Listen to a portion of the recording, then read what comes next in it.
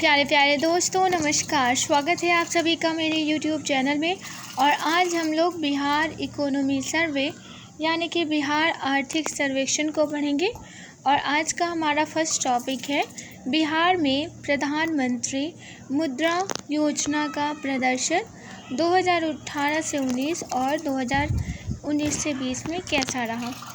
केंद्र सरकार द्वारा प्रधानमंत्री मुद्रा योजना का आरंभ अप्रैल 2015 में समावेशी, दीर्घस्थायी और मूल आधारित उद्यमिता संस्कृति के निर्माण के लिए खासकर छोटे उद्यमियों को प्रोत्साहित करने और उनको सहयोग देने के लिए किया गया था। सूक्ष्म इकाई विकास एवं पुनर्वित्तीयन अभिकरण 10 लाख रुपए से कम ऋण की जरूरत वाले अति लघु और लघु उद्यमों को अनिगमित कृषि क्षेत्र के कार्यों के लिए धन उपलब्ध कराने के लिए केंद्र सरकार द्वारा स्थापित संस्थागत ढांचा है। इस योजना के तहत दिए जाने वाले ऋण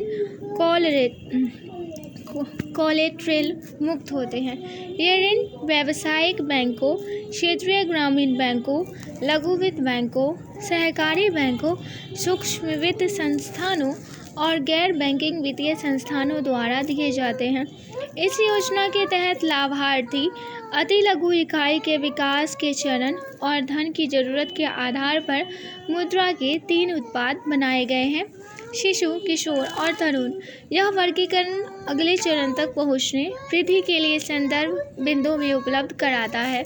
मुद्रा के तहत व्यक्तिगत स्वामित्व या साझेदारी कंपनियों वाला अनगिनत लघु व्यवसाय खंड सहायता पाने का पात्र होता है। इन उद्यमों में ग्रामीण और शहरी क्षेत्रों की लघु विनिर्माण इकाइयाँ, सेवा क्षेत्र की इकाइयाँ, दुकानदार, फल सब्जी विक्रेता, ट्रक ऑपरेटर, आहार सेवा इकाइयाँ, मरम्मत की दुकानें, मशीन ऑपरेटर, छोटे उद्योग, खाद्य प्रसंस्करण तथा अन्य शामिल हैं। बिहार में प्रधानमंत्री मुद्रा योजना का प्रदर्शन, यहाँ पे शिशु में 7.14 लाख लोगों ने लोन लिया और 2018 में, और 2019 में यहाँ पे दिखाया गया है 14.94 लाख लोगों ने लिया। यानी कि उपलब्धि हमारी बढ़ी ही है, शिशु की भी और किशोर की भी और तरुण की भी। यह राज्य स्तरीय बैंकर समिति की रिपोर्ट यहाँ पे प्रस्तुत किया गया है। बिहार में 2018 से 2019 और 2019 से 20 में प्रधानमंत्री मुद्रा योजना का प्रदर्शन दर्शाया गया है तालिका में। वर्ष 2019 से 20 में योजना का लक्ष्य 2018 से 19 की 4170.5 करोड़ रुपए से बढ़कर 9531.12 करोड़ हो गया। स्वीकृत निर्णयों की कुल रकम भी 7458 करोड़ रुपए से बढ़कर 8698 करोड़ हो गया। योजना के तहत स्वीकृत ऋणों की कुल संख्या भी 2018 से 19 के 8.8 लाख से बढ़कर 2019 से 20 में 17.9 लाख हो गए। वर्ष 2019 से 20 में शिशु श्रेणी के तहत उपलब्धि का प्रतिशत 99.0% था। कोविड-19 और बैंक। कोविड-19 महामारी और उसकी रफ्तार रोकने के लिए लगे लॉकडाउन ने बिहार में व्यवसायों के साथ साथ लोगों की जीविका को भी काफ़ी अधिक प्रभावित किया है। इसके कारण राज्य में पहले से ही दबावग्रस्त बैंकिंग व्यवस्था के समग्र वित्तीय व्यवस्था पर नकारात्मक असर पड़ा है। हालांकि तरलता बरकरार रखने के लिए नए नीतिगत सहयोग ने चुनौतियों से निपटने के लिए में उनकी काफ़ी मदद की है। स्वास्थ्य संकट के चुनौतीपूर्ण समय में मौद्रिक लेन देन की ज़रूरतों के लिए लोगों को आवश्यक सहायता प्रदान करके बैंकों और वित्तीय संस्थानों ने महत्वपूर्ण भूमिका निभाई। लॉकडाउन के दौरान नकदी रकम के पूरक के बतौर नकदी रहित लेन देन का उपयोग काफ़ी बढ़ गया। साथ ही केंद्र और राज्य सरकारों के मुख्य राहत कार्यक्रमों को, जिनमें लोगों के नकद अंतरण करना शामिल था, मौजूदा बैंकिंग अधिसंरचना की मदद से ही चलाया जा सका। राज्य सरकार द्वारा लॉकडाउन के दौरान प्रवासी श्रमिकों के खातों में रकम का नकद अंतरण किया गया। यही नहीं, बिहार के लोगों के खातों में केंद्र सरकार द्वारा भी प्रत्यक्ष मौद्रिक सहायता दी गई। हालांकि बिहार में बैंकों का वर्तमान नेटवर्क संकट के दौरान मददगार हुआ, लेकिन राज्य में बैंकों की वार्षिक ऋण योजना में उपलब्धि के कमजोर रिकॉर्ड पर महामारी का और भी नकारात्मक प्रभाव पड़ा।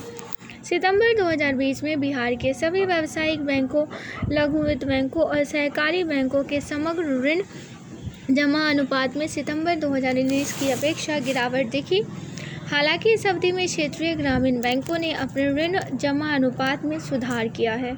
संकट की इस अवधि में बैंकों में जमा राशि अग्रिमों की अपेक्षा तेज दर से बढ़ी, जिसके कारण राज्य में पहले से ही निम्न रहा ऋण जमा अनुपात और भी घट गया।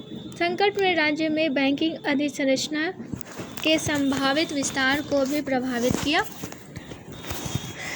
महामारी के कारण उपजे संकट के नकारात्मक प्रभाव से अर्थव्यवस्था जैसे ही उभरती है, जरूरत है कि बैंक राज्य में आर्थिक गतिविधियों को बल देने के लिए अतिवांछित पूंजी उपलब्ध कराए। इस संकट में राज्य में अतिवांछित वित्तीय साक्षरता में सुधार करने की तत्काल जरूरत को भी रेखांकित किया है, ताकि अधिकांश लोगों द्वारा नकद की जगह डिजिटल लेन देन का उपयोग किया जा सके। इससे वित्तीय समावेश में भी सुधार होगा।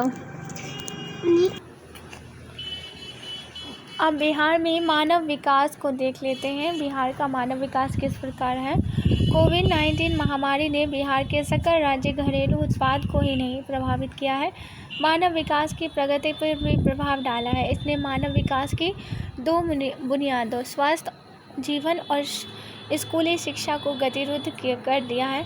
अप्रत्याशित आपदा ने मानव विकास की कमजोरियों को सामने ला दिया है। हतप्रभ रह गई मानवता के लिए रोग की वृद्धि को रोकने का एक संभावित दृष्टिकोण महामारी संबंधी तत्परता के पैमाने में सुधार है, जिससे भविष्य में ऐसी स्थिति से निपटने की राज्य की क्षमता का निर्णय होगा। मानव विकास का अर्थ मानव जीवन की समग्रता में प्रगति है। आर्थिक लिहाज से इस समझ का केंद्र क्षमता संबंधी दृष्टिकोण है। मानव विकास के महत्वपूर्ण तत्व दीर्घ और स्वस्थ जीवन, ज्ञान की उपलब्धता, शालीन जीवन स्तर, लैंगिक समानता, मानव सुरक्षा, पर्यावरण की सुस्थिरता और सामुदायिक भागीदारी है। मानव विकास के दो पक्ष हैं, स्वास्थ्य, ज्ञान और कौशल में सुधार, जैसे मानव क्षमताओं का निर्माण और उनकी अर्जित क्षमताओं का उत्पादक प्रयोजनों के उपयोग तथा सांस्कृतिक, सामाजिक और राजनीतिक कार्यों के लिए अवकाश। मानव विकास प्रक्रिया और परिणाम दोनों है। मानव विकास की संकल्पना का यह अर्थ है कि लोगों को अपने जीवन को गढ़ने वाली प्रक्रियाओं को प्रभावित करने में अवश्य होना चाहिए। वर्तमान अध्याय में बिहार में जिन आयामों के जरिए सामाजिक क्षेत्र के विकासों का विस्तृत अवलोकन प्रस्तुत किया गया है, वे हैं स्वास्थ्य, पेयजल एवं स्वच्छता, शिक्षा, समाज कल्याण, महिला सशक्तिकरण और बुजुर्गों तथा निःशक्तों की सामाजिक सुरक्षा। इस अध्याय में कोविड-19 की अवधि में सामाजिक क्षेत्र में तेज समाधान के लिए राज्य सरकार द्वारा ली गई पहलकदमियों पर भी ध्यान दिया जाएगा। हाल के वर्षों में बिहार में आर्थिक वृद्धि की गति उल्लेखनीय रही है। वर्ष 2014 से 15 से 2019 से 20 के बीच अर्थव्यवस्था स्थिर मूल्य पर 8.2% की तेज दर से बढ़ी है। साथ ही राज्य सरकार ने हाल के वर्षों में अपना विकास मूलक व्यय भी बढ़ाया है।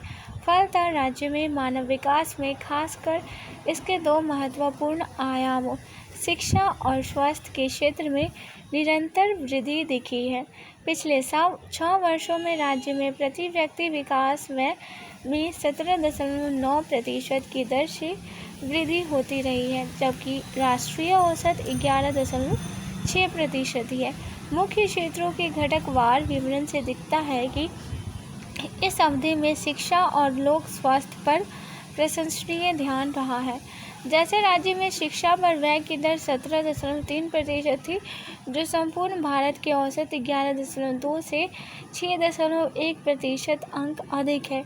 इसी प्रकार स्वास्थ्य पर व्यय की वार्षिक वृद्धि दर 21.4% रही है और यह भी देश की 14.8% वृद्धि दर से 6.6% अंक अधिक है।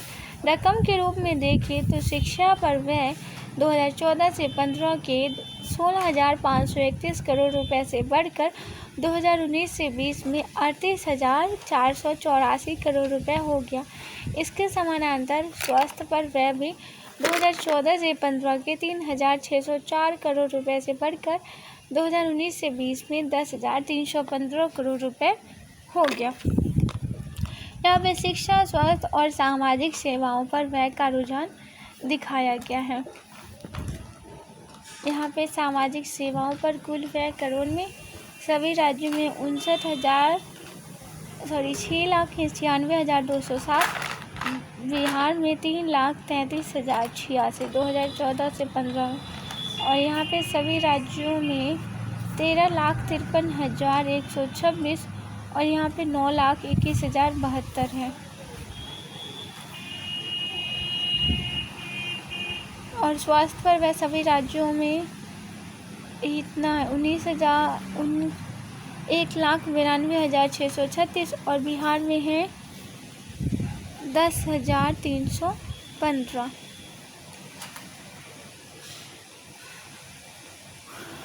यहाँ पे state finance and studies of budgets, भारतीय रिजर्व बैंक तथा बिहार सरकार के बजट दस्तावेज मिलाए गए। सामाजिक सेवाओं पर प्रति व्यक्ति व्यय का रुझान देख सकते हैं। सभी राज्यों में और बिहार में, सभी राज्यों में ज़्यादा ही खर्च हुआ है और बिहार में कम, क्योंकि बजट कम है।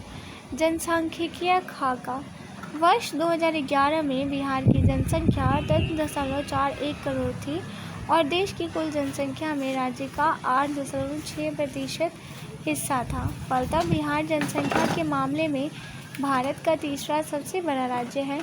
अनुमान है कि 2021 में राज्य की जनसंख्या 12.48 करोड़ हो जाएगी। बढ़ती आबादी राज्य के लगातार घटते संसाधन आधार पर एक बड़ा बोझ है। इसीलिए जनसांख्यिकीय परिवर्तन को समझने के लिए जरूरी है कि राज्य की जनसंख्या के दशकीय वृद्धि दर का विश्लेषण किया गया जाए। बिहार और भारत की दशकीय वृद्धि दरों के तुलनात्मक विश्लेषण से 1951 से 2011 तक की जनसंख्या के रुझानों का पता चलता है। पहले 2 दशकों में संपूर्ण भारत की जनसंख्या वृद्धि दर बिहार से अधिक थी, लेकिन अगले 2 दशकों में यानी कि 1971 से 81 और 1981 से 91 में दोनों की जनसंख्या वृद्धि लगभग समान दिखी। इसके बाद 1991 से 2000 में बिहार की 28.6% दशकीय जनसंख्या वृद्धि दर संपूर्ण भारत की 21.5% दर से अधिक थी।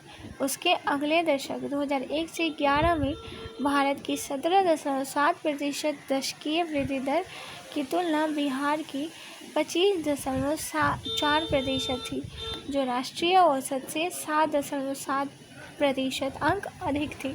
भारत और बिहार में जनसंख्या की वार्षिक वृद्धि दर को यहाँ पे दिखाया गया है,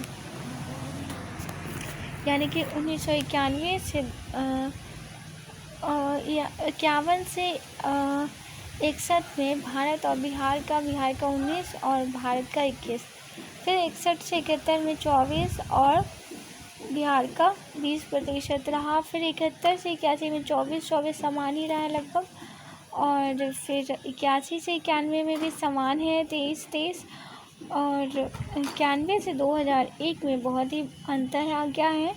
21 से 28 पे पहुँच गया बिहार और यहाँ पे 17 से 25 में।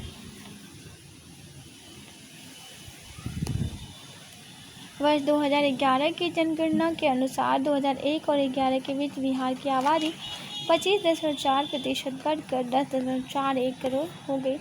इस प्रकार देश की आबादी में 8.6% हिस्सा वाले बिहार का 1106 व्यक्ति प्रति वर्ग किलोमीटर जनसंख्या घनत्व देश में सर्वाधिक है और 382 व्यक्ति प्रति वर्ग किलोमीटर के राष्ट्रीय औसत से काफ़ी अधिक है। वहीं बिहार का 918 महिला प्रति 1000 पुरुष का लिंग अनुपात संपूर्ण देश के 943 से कम है, लेकिन बिहार का बाल लिंगानुपात 935 है, जो राष्ट्रीय औसत 919 से भी अधिक है। शहरीकरण का इस अर्थव्यवस्था के सामाजिक आर्थिक विकास से प्रत्यक्ष संबंध होता है। बिहार में शहरीकरण का 11.3% स्तर संपूर्ण भारत के 31.2% की तुलना में अत्यंत कम है। बिहार में शहरीकरण का स्तर देश के प्रमुख राज्यों के बीच लगभग सबसे कम है। गौरतलब है कि बिहार में शहरीकरण की दशकीय वृद्धि दर मात्र 0.8% रही, जबकि देश में इससे काफ़ी अधिक 3.4% वृद्धि हुई। बिहार की जिलावार जनसांख्यिकीय विशेषताएं बहुत विषम पैटर्न की ओर इशारा करती है। जिलावार विवरणी प्रस्तुत है, जिसमें जिले के बीच जनसांख्यिकीय अंतरों का ब्यौरा दर्ज है। यहाँ पे देख सकते हैं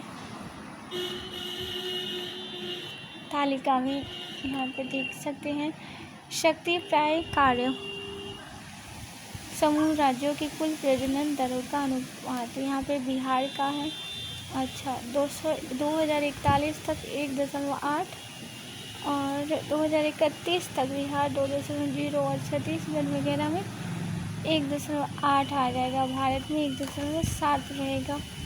2021 में भी बिहार का 2.5 बना हुआ रहेगा, जबकि भारत का 1.8, 2016 में 3.3 था और जबकि भारत में 2.3 ही था।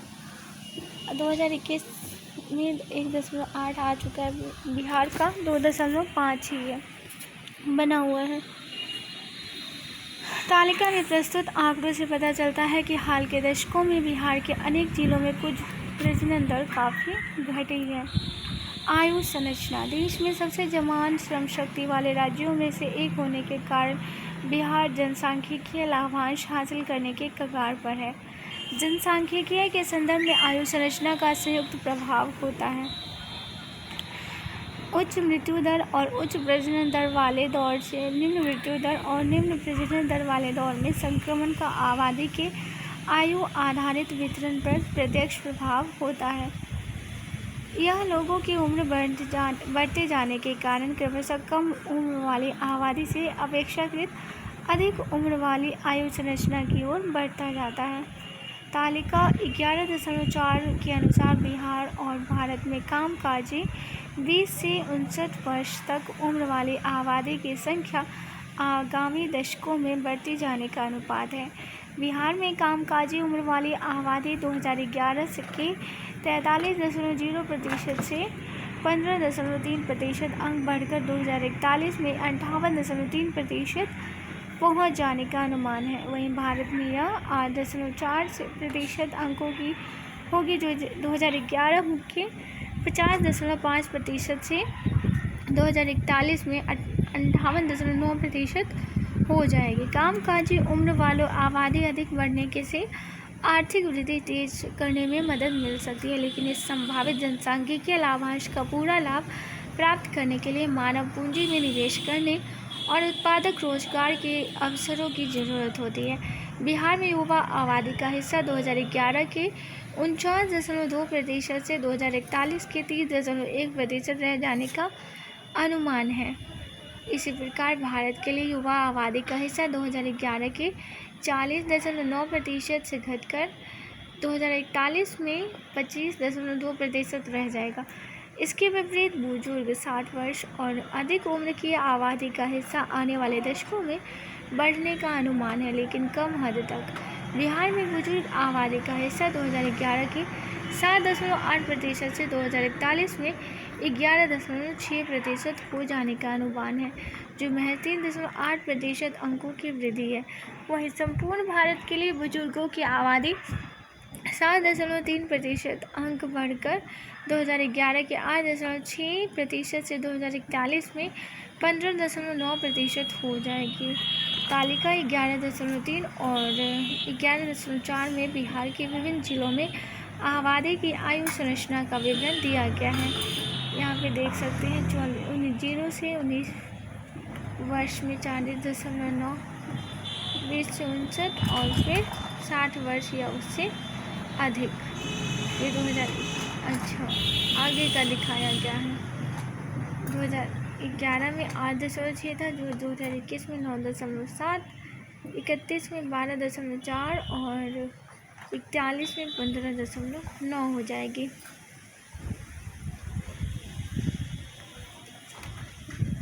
ये जनसंख्या के अनुमान भारत के आर्थिक सर्वेक्षण में प्रस्तुत आंकड़ों के आधार पर किए गए हैं। स्रोत जनगणना 2011। स्वास्थ्य संबंधी खाका।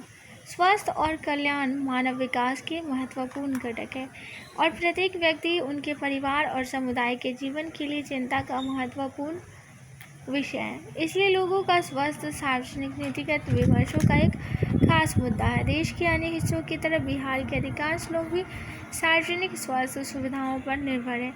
हाल के समय में हुए तेज विकास के बावजूद बिहार में स्वास्थ्य क्षेत्र को व्यापक सामाजिक, क्षेत्रीय और लैंगिक विषमताओं के लिहाज से चुनौतियों का सामना करना पड़ता है। हाल के वर्षों में बिहार ने इन चुनौतियों से निपटने में महत्वपूर्ण प्रगति की है।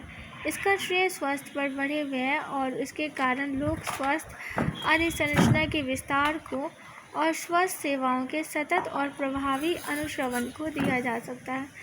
स्वास्थ्य देखरेख सुविधाएं मुख्यतः दो प्रकार की होती है, रोग निरोधी और रोग निवारक। रोग निरोधी स्वास्थ्य देखरेख में व्यक्ति को बीमार होने से बचाने वाली सुविधाएं शामिल होती है। इसमें भोजन, स्वस्थ पर्यावरण, स्वच्छता, सुरक्षित पेयजल की उपलब्धता आदि शामिल है। दूसरी ओर रोग निवारक स्वास्थ्य देखरेख में सफल चिकित्सा करने वाली स्वास्थ्य सुविधाओं की उपलब्धता शामिल है। इस खंड में बिहार में स्वास्थ्य देखरेख के इन दोनों पहलुओं पर चर्चा की गई है। स्वास्थ्य संबंधी चुनिंदा सूचक। प्रभावी नीति निर्माण के कारण हाल के वर्षों में बिहार में स्वास्थ्य संबंधी मुख्य सूचकों में काफ़ी सुधार देखा गया है। जन्मकालीन जीवन संभाव्यता उनमें से एक है। यह सर्वाधिक मौलिक सूचक है जो स्वास्थ्य ही नहीं, स्थिरता और मानव सुरक्षा को भी व्यक्त करती है। यह दर्शाती है कि वर्तमान मृत्यु दरों पर गौर करते हुए कोई नवजात औसतन कितने वर्षों तक जीवित रहने की उम्मीद कर सकता है। यह पर्याप्त पोषण, अच्छा स्वास्थ्य, शिक्षा और अन्य मूल्यवान उपलब्धियों जैसे अनेक स्वास्थ्य आयामों का प्रतिनिधित्व करती है। तालिका 11.5 में इस प्रासंगिक सूचक के बिहार और भारत दोनों के प्रासंगिक आंकड़े प्रस्तुत किए गए हैं। तालिका से पता चलता है कि बिहार में जन्मकालीन जीवन संभाव्यता में काफ़ी वृद्धि दर्ज हुई है, जो 8 वर्षों की अवधि में 3.3% अंक बढ़कर 2006 से 10 के 65.8 वर्ष से 2014 से 18 में 69.1 वर्ष हो गई। उल्लेखनीय है कि 2006 से 10 में पुरुषों की जन्मकालीन जीवन संभाव्यता 65.5 वर्ष थी, जो महिलाओं की 66.2 वर्ष जन्मकालीन जीवन संभाव्यता से 0.7 वर्ष कम थी। लेकिन 2014 से 18 में यह रुझान पलट गया और पुरुषों की 69.4 वर्ष जीवन संभाव्यता महिलाओं की 68.7 वर्ष की अपेक्षा लगभग 0.7 वर्ष बढ़ गई। इस अवधि में ग्रामीण और शहरी जीवन की संभाव्यता के बीच फासला भी 3.2 वर्ष बढ़ गया। भारत के मामलों में 2006 से 10 और 2014 से 18 में दोनों अवधियों में जन्मकालीन जीवन संभाव्यता का पैटर्न ही दिखा, जिसमें जीव वैज्ञानिक कारणों से महिलाओं की जीवन संभाव्यता पुरुषों से अधिक होती है। 2006 से 2010 की अवधि में बिहार की जन्मकालीन जीवन संभाव्यता 65.8 वर्ष थी और भारत की 66.1 वर्ष, जिससे दोनों के बीच 0.3 वर्ष का फासला था। 0.3 वर्ष का यह अंतर 2014 से 18 में भी बरकरार रहा। बिहार की 69.1 वर्ष और भारत की 69.4 वर्ष, लेकिन 2014 से 18 में बिहार में महिलाओं की जन्मकालीन जीवन संभाव्यता पुरुषों से कम हो गई। हालांकि इनके बीच बहुत कम फासला है, जो आने वाले वर्षों में दूर हो जा सकता है।